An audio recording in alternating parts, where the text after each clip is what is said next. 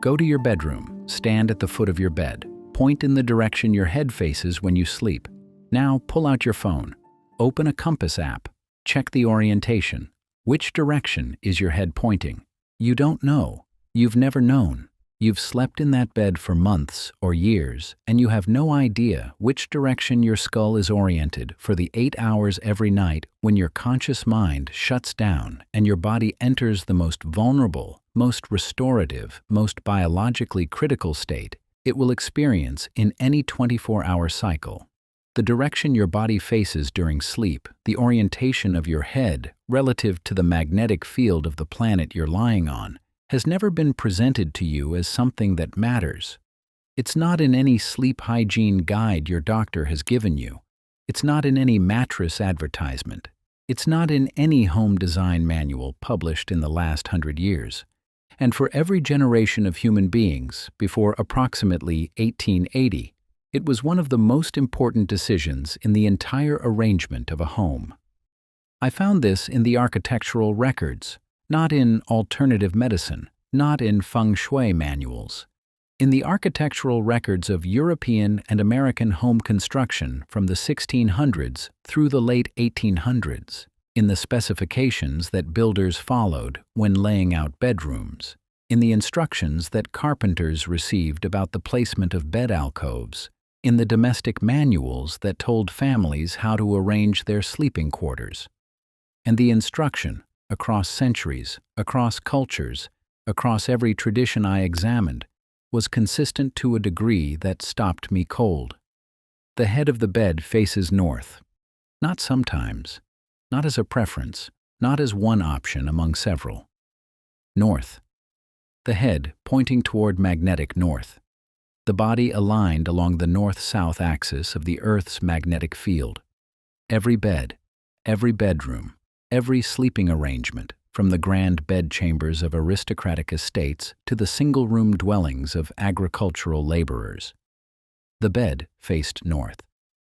And the builders who positioned it, the families who maintained the orientation, the domestic traditions that transmitted the practice across generations, treated this alignment not as superstition, but as fundamental knowledge about the relationship between the sleeping body and the planet it slept on. This raises a simple but critical question. Why did every bed in the Western world face north for centuries?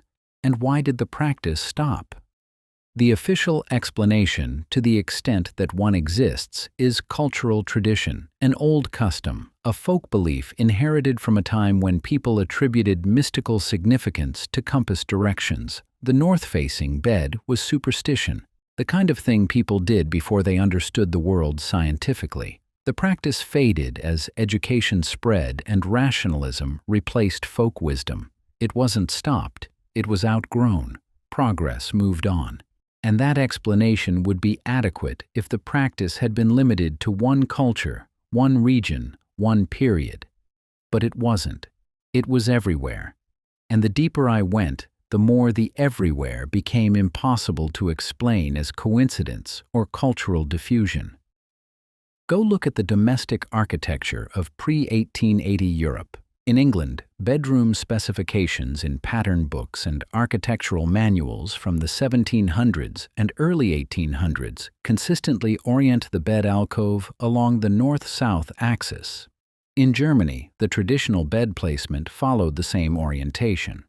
In Scandinavian domestic architecture, where the sleeping arrangements were integrated into the structure of the house itself, the bed platforms were built along the north-south axis of the building, which was itself oriented to the compass.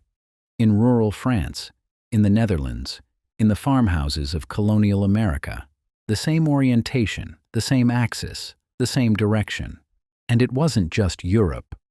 The deeper I went beyond the Western tradition, the more I found the same practice encoded in the domestic architecture and medical systems of civilizations that had no contact with each other. Ayurvedic medicine, the oldest continuously practiced medical tradition in the world. The Ayurvedic texts are explicit. The head should face north or east during sleep. The north orientation is specifically recommended for therapeutic purposes. The texts describe the effect of sleeping with the head to the north in terms of the body's relationship to what they call the magnetic pull of the earth, a concept that predates the Western scientific understanding of geomagnetism by centuries. The recommendation isn't casual, it's prescriptive. It appears in the same medical texts that prescribe dietary regimens and herbal treatments and surgical procedures. It's medicine, not metaphor. In traditional Chinese medicine, the orientation of the sleeping body was considered a significant factor in health. The body's relationship to directional energy, what the Chinese system describes as the flow of qi along the Earth's surface, was incorporated into every aspect of domestic design.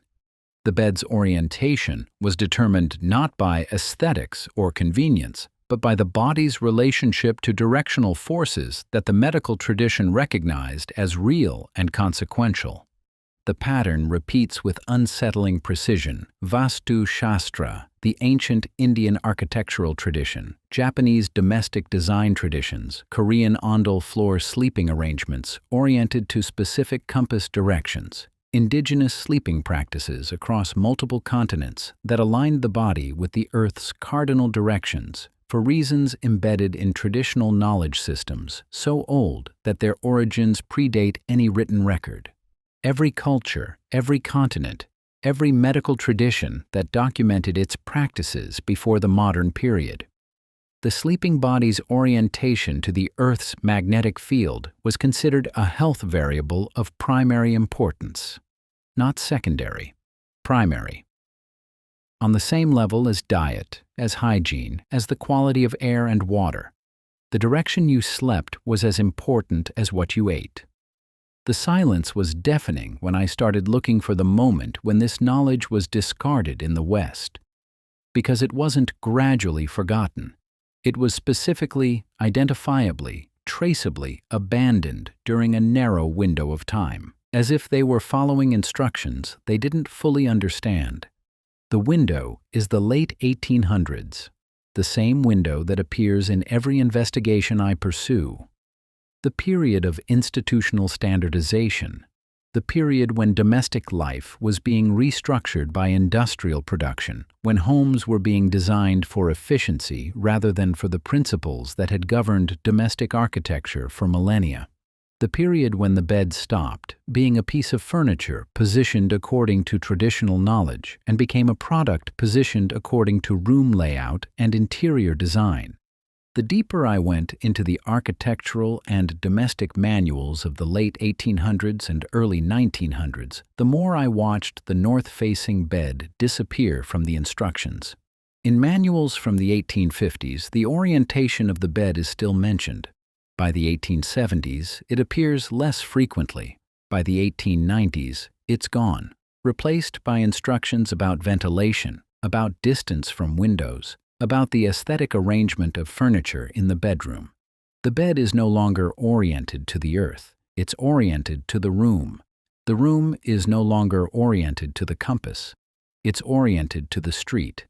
The house is no longer a body positioned on the earth, it's a product positioned on a lot. And the ancient practice of aligning the sleeping body with the planet's magnetic field vanishes from the record as if it had never existed. Here's where the science becomes uncomfortable for the narrative of progress that explains the abandonment, because modern research on the biological effects of magnetic fields didn't end the practice. The research barely existed when the practice was abandoned. The practice was abandoned in the late 1800s. The serious scientific study of the biological effects of geomagnetic fields didn't begin until the mid to late 1900s. The practice was stopped before the science that could have validated or invalidated it was conducted. The tradition was thrown out before anyone checked whether it was true. And when the science did arrive, what it found was not nothing. Pull up the research on magnetoreception, the demonstrated ability of living organisms to detect and respond to magnetic fields. It's not controversial. It's documented across dozens of species. Birds navigate by the Earth's magnetic field. Sea turtles use it to cross oceans. Bacteria align themselves along magnetic field lines. Bees, salmon, lobsters, newts. The list of organisms with demonstrated magnetoreception spans the biological kingdom. The ability to sense and respond to magnetic fields is one of the most widespread sensory capabilities in the living world. And humans? The official position for decades was that humans lacked magnetoreception, that the ability to detect magnetic fields was limited to other species, that the human body was magnetically inert. And the deeper I went, the more I found that this position was assumed rather than demonstrated. The assumption was that because we can't consciously perceive magnetic fields, we don't respond to them. The assumption confused conscious perception with biological response.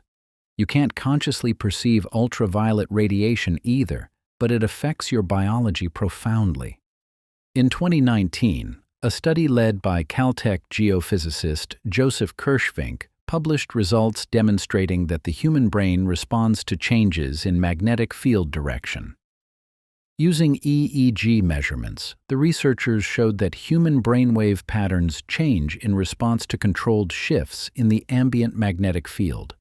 The response was unconscious. The subjects didn't feel anything, but their brains responded, measurably, reproducibly. The human brain detects magnetic fields.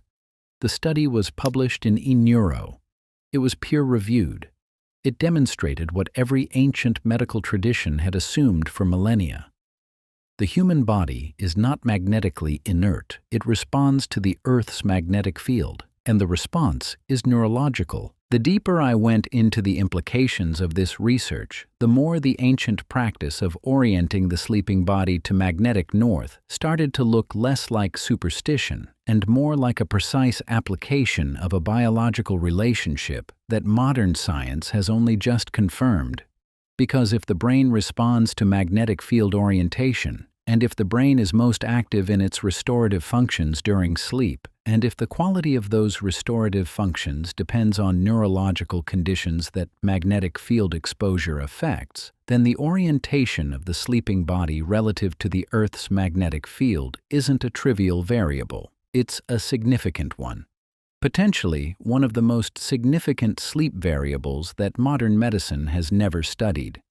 Here's what the ancient traditions specifically claimed. Sleeping with the head to the north aligned the body's own electromagnetic properties with the Earth's magnetic field. The alignment facilitated the flow of biological energy during sleep.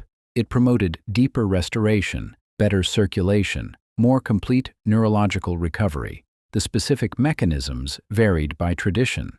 The Ayurvedic system described it in terms of pranic flow. The Chinese system described it in terms of QE. The European folk tradition described it in terms of vitality and humoral balance.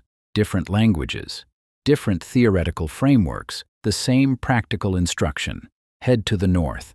And the modern research on magnetic field effects on biology, while still in its early stages, has found effects on exactly the systems the ancient traditions claimed were affected. Blood circulation. Studies have shown that magnetic field exposure affects blood viscosity and flow characteristics. Neurological function.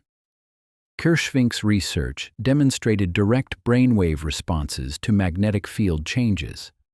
Melatonin production. Some research has suggested that geomagnetic disturbances correlate with changes in melatonin synthesis, the hormone that governs sleep quality. Inflammatory markers. Studies on magnetic field therapy have documented anti-inflammatory effects that parallel the effects documented in grounding research. The pattern repeats with unsettling precision across every investigation I've conducted. An ancient practice is abandoned during the period of industrial standardization. The practice is dismissed as superstition. Decades later, scientific research produces findings consistent with the practice's underlying claims, and the research is treated as preliminary, as interesting but not clinically significant, as insufficient to justify changing the institutional practices that replaced the tradition. I'm not telling you that sleeping with your head to the north will cure your insomnia. I'm not telling you that bed orientation is the missing variable in modern sleep medicine. I'm telling you that every culture that documented its domestic practices before 1880 oriented the sleeping body to the Earth's magnetic field, that the practice was abandoned during a specific historical period without scientific evaluation. That modern research has demonstrated that the human brain responds to magnetic field orientation, that the biological systems the ancient traditions claimed were affected by sleeping orientation are the same systems modern research shows are affected by magnetic field exposure. I'm asking why a universal practice maintained for millennia across independent cultures was abandoned in a single generation without anyone checking whether it was valid. I'm asking why the bed in your bedroom is oriented to the wall instead of to the planet. I'm asking why the most comprehensive cross-cultural consensus in the history of domestic architecture that the sleeping body should be aligned with the Earth's magnetic field was discarded and replaced with nothing. I'm asking why you don't know which direction your head faces when you sleep. Why the question has never been asked by your doctor, your interior designer, your architect, or any of the institutions that claim authority over how you arrange your life. Why the oldest, most universal piece of sleep guidance in human history was erased from every manual, every guidebook, every set of instructions that governs how your bedroom is arranged. Go check, right now. Pull out your compass. Stand at the foot of your bed. See which direction your head points when you sleep, and ask yourself whether that direction was chosen with any awareness of the planet you're sleeping on. Whether anyone, at any point in the design or furnishing of your bedroom, considered the relationship between your sleeping brain and the magnetic field that Kirschvink's research proved your brain can detect, or whether you were simply given a bed and told to put it against the longest wall,